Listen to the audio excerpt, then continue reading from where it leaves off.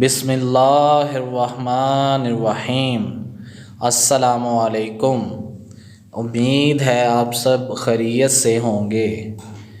آپ دیکھ رہے ہیں ملک آفیشیل۔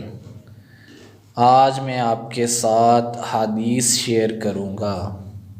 رسول اللہ صلی اللہ علیہ وآلہ وسلم نے فرمایا، اللہ تعالیٰ ایسے شخص کو اپنے عرش کے سائے میں جگہ دے گا جس نے تنہائی میں اللہ تعالیٰ کا ایسا ذکر کیا کہ اس کے آنسو جاری ہو گئے۔